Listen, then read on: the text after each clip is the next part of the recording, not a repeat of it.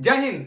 अगर आप कोई माइक्रो या स्मॉल इंटरप्राइजेस बिजनेस यूनिट चला रहे हैं या कोई माइक्रो या small business enterprises unit start करना चाहते हैं जो किसी मैन्युफैक्चरिंग, सर्विस या फिर रिटेल ट्रेडिंग एक्टिविटी में एंगेज्ड हो, इस बिजनेस यूनिट को स्टार्ट करने के लिए या फिर अपने एग्जिस्टिंग यूनिट की ग्रोथ को और बढ़ाने के लिए आपको कैपिटल की जरूरत है और इस कैपिटल के लिए आप बैंक से लोन लेना चाहते हैं, लेकिन बैंक से लोन लेने के लिए आपके पास कोई थर्ड पार्टी गारंटी या फिर कोई कोलेटरल सिक्योरिटी नहीं है। आज हम इस वीडियो में ये आपको बताएंगे कि किस तरह से आप बिना किसी कोलेटरल सिक्योरिटी और थर्ड पार्टी गारंटी के बैंक से 2 करोड़ तक का लोन ले सकते हैं। इस वीडियो को अंत तक देखिए। आइए शुरू करते हैं। देखिए, बैंक के पास जब भी कोई लोन एप्लीकेशन आता है तो वो लोन एप्लीकेशन में 5 चीजें देखती है। ये 5 चीजें क्या क्या है? तो सबसे पहला है कैरेक्टर। यहां पर कैरेक्टर का मतलब होता है कि उस लोन एप्लीकेंट का कैरेक्टर किस तरह का है, उसकी क्रेडिट हिस्ट्री किस तरह की है, क्या उसने पास्ट में कोई ऐसा लोन लिया है जिसको उसने आज तक चुकाया ना हो, क्या वो किसी बैंक का डिफॉल्टर तो नहीं है। ये सारी चीजें कैरेक्टर में आती है। तो बैंक सबसे पहले इंश्योर करता है कि जो हमारे पास लोन एप्लीकेशन आया है और जिसने एप्लीकेशन दिया है, चाहे वो कोई इंडिविजुअल हो, कोई फर्म हो, कोई यूनिट हो, कोई कंपनी हो, जो भी हो, उसकी कैरेक्टर जो है वो क्लीन होनी चाहिए, वो किसी भी तरह से डिफॉल्ट नहीं होनी चाहिए। अगर कोई लोन एप्लीकेशन में एप्लीकेंट अगर उसका कैरेक्टर खराब है, दैट मीन्स कि अगर उसकी क्रेडिट हिस्ट्री खराब है, तो लोन वहीं पे क्या हो जाएगा, रिजेक्ट हो जाएगा। और अगर उसकी कैरेक्टर सही है तो लोन एप्लीकेशन जो है वो फिर क्या आगे बढ़ेगा।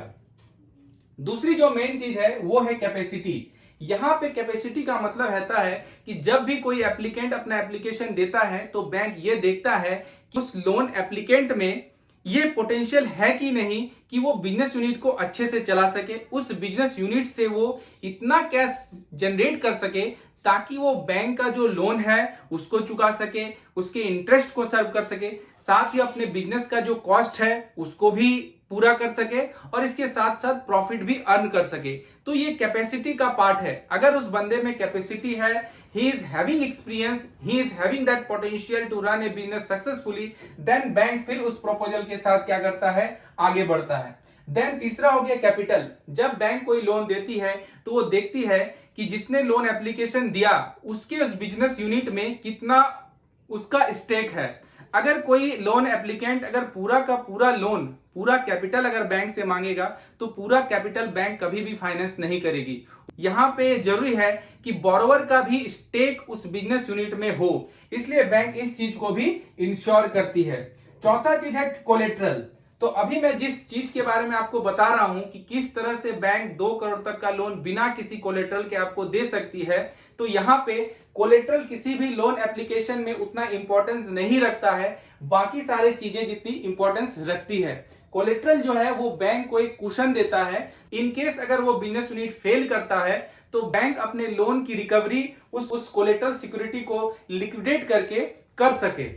और पांचवा जो है वो कंडीशन जो है वो सबसे बाद का पॉइंट है। उसमें यह देखा जाता है कि बोरोवर जो है वो कितने टाइम पीरियड तक, किस रेट ऑफ इंटरेस्ट पे वह लोन को रिटर्न कर सकता है और क्या क्या कंडीशन जो है वो एप्लीकेबल होंगे।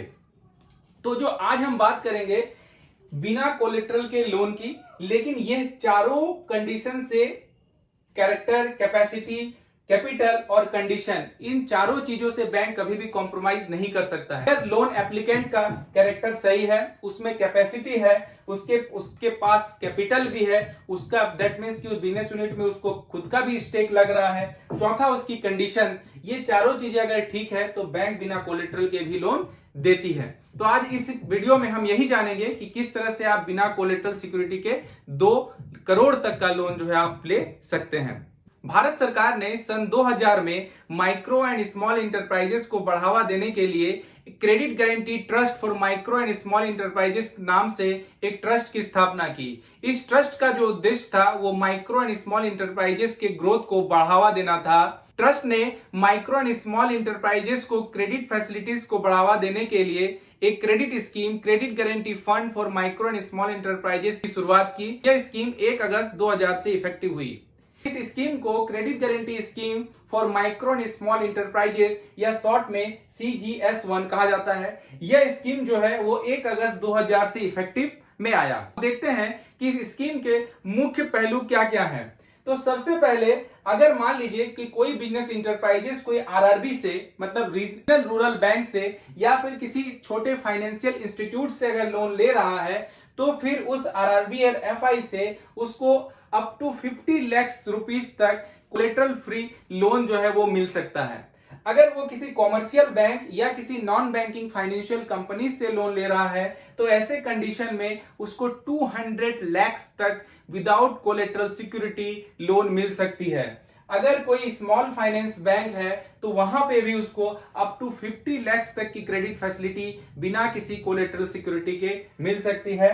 और अगर वो एंटिटी जो है वो अगर रिटेल ट्रेड में एंगेज्ड है, दैट मीन्स कि वो माइक्रो या स्मॉल इंटरप्राइजेस के अंतर्गत नहीं आ रहा है, वो कोई मैन्युफैक्चरिंग या फिर सर्विस एक्टिविटी नहीं कर रही है, बल्कि वो रिटेल ट्रेड में है, तो फिर उसको 100 लाख तक की क्रेडिट फैसिलिटी बिना किसी कोलेटरल सिक्योरिटी के मिल सकती है।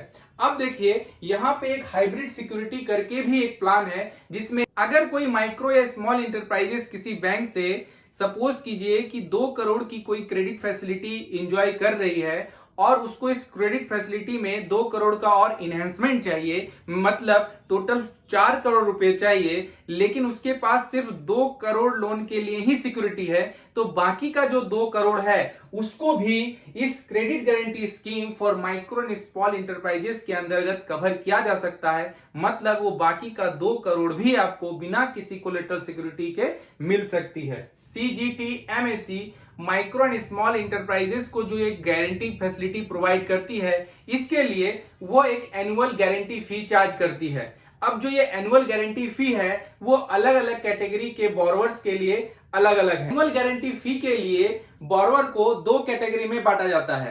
पहली कैटेगरी में वुमेन, माइक्रो इंटरप्राइजेस और नॉर्थ ईस्ट रीजन में इस्टेब्लिश्ड वो सारे micro and small enterprises unit आ जाते हैं। दूसरी कैटेगरी में अदर्स, इनको छोड़ के जितने भी हैं वो अदर्स में आ जाते हैं।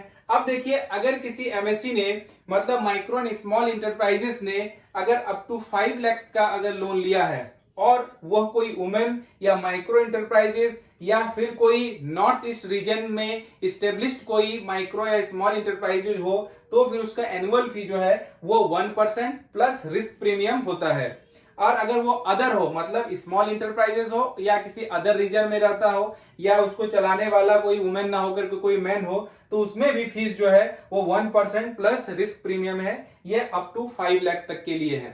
अगर क्रेडिट की फैसिलिटी जो है 5 लाख से ऊपर और 50 लाख तक का है और फिर वो वुमेन माइक्रो इंटरप्राइजेज या फिर नॉर्थ ईस्ट का कोई माइक्रो या स्मॉल इंटरप्राइजेज है, तो उसकी जो एनुअल फी होती है वो 1.35% होती है प्लस रिस्क प्रीमियम, और अदर कैटेगरी में 1.50% होती है। इसी तरह 50 लाख से लेकर के 200 लाख तक के जो स्लैब है उसमें वुमेन, माइक्रो इंटरप्राइजेज और नॉर्थ ईस्ट रीजन के जो एमएसए हैं उसके लिए जो एनुअल गारंटी फी है वो 1.80% और अदर्स के लिए 1.50% है। यहां पे बोरोवर को 2 कैटेगरी में बांटा गया है। पहली कैटेगरी जो है वो वुमेन है, माइक्रो इंटरप्राइजेज और नॉर्थ ईस्ट रीजन में स्टेब्लिश्ड एमएससीज को रखा गया है, और दूसरी कैटेगरी में अदर्स आ जाते हैं। अदर्स का मतलब स्मॉल इंटरप्राइजेज और कंट्री के अदर रीजन्स में स्टेब्लिश्ड जो माइक्रो और स्मॉल इंटरप्राइजेज वो आ जाते हैं। अब देखते हैं कि CGTMSE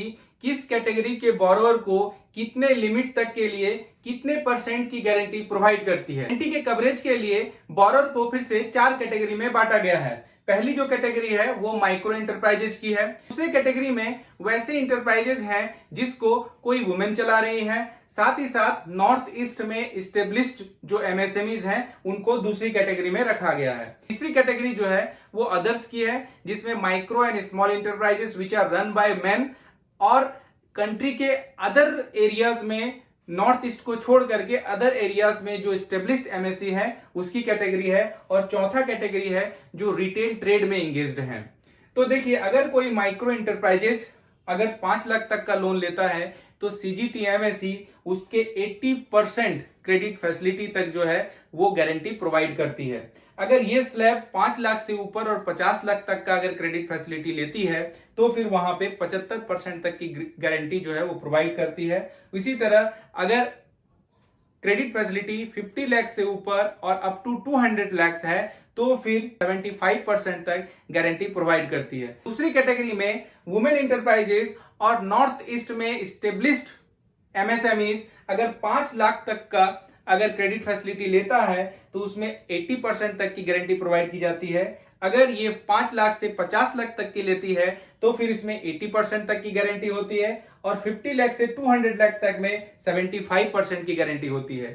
तीसरी कैटेगरी जो है वो अदर्स की है।